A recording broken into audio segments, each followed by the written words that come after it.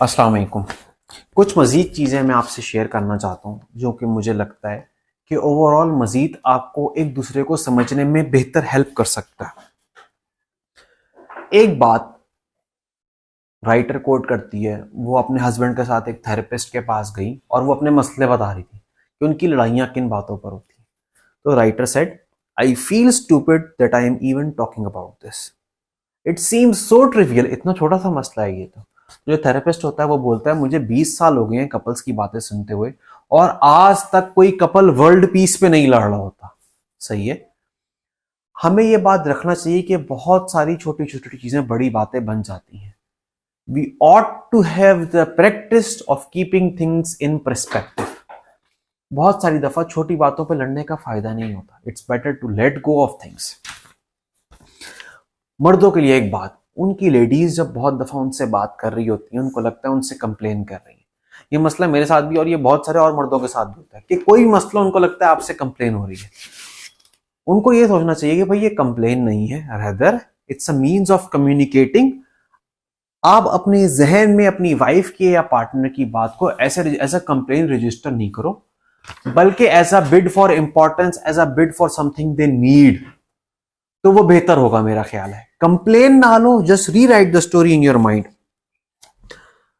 It's much easier to think of it as her need rather than her telling you what to do।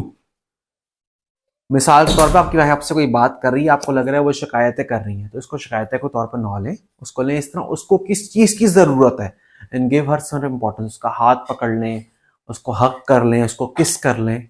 इस चीजों से मामला बेहतर resolve हो सकते हैं।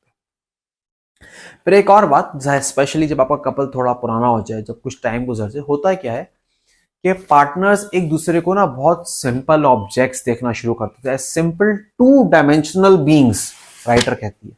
अलबत्ता हमें ये समझना चाहिए कि आपकी शादी जितनी ही पुरानी क्यों ना हो जाए, आपका पार्टनर आफ्टर ऑल एक इंसान है और इंसान बहुत कॉम्प्लिकेटेड होता है। तो उसके जहन में बहुत सारी बातें चल रही होती हैं, अननोन ट्रिगर्स होते हैं, सॉफ्ट इमोशंस होते हैं जो हमें पता नहीं होता भाई क्या क्या क्या किस वजह से क्या हो रहा है। तो इट्स ऑलवेज इंपॉर्टेंट कि आप अपने पार्टनर को समझने की कोशिश करें जज करने से पहले। उसकी कॉम्प्लेक्सिटी को ड्यू इंपॉर्टेंस दें। आपकी वाइफ आपके लिए कोई काम करे, उसको कार्ड दे दे, हैप्पी बर्थडे का कार्ड दे दें। बज़ाहिर तो ट्रिवियल लगता है यार, $2 का कार्ड, $1 का कार्ड, 50-100 रुपए का कार्ड, क्या फर्क डालेगा। लेकिन ये लेडीज की नजर में बहुत इंपॉर्टेंट होता है, उनके लिए बहुत ज्यादा वैल्यूएबल होता है। तो this something what man should practice to do, कि अपनी वाइफ के लिए कोई छोटा सा कार्ड उनको दे दें कुछ खास ओकेजन्स पे। फिर एक बात आती है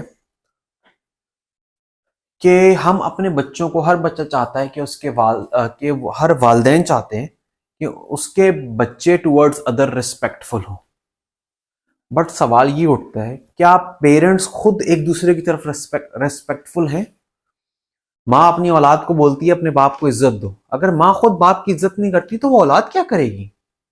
same goes the other way. बाप बोलता रहे माँ को इज्जत दो, बाप खुद माँ को इज्जत नहीं देता, तो औलाद कैसे इज्जत देगी? We have to be very careful of that. Your children are observing you 100% of the time. They are CCTV cameras that have the intelligence to replicate what you are doing.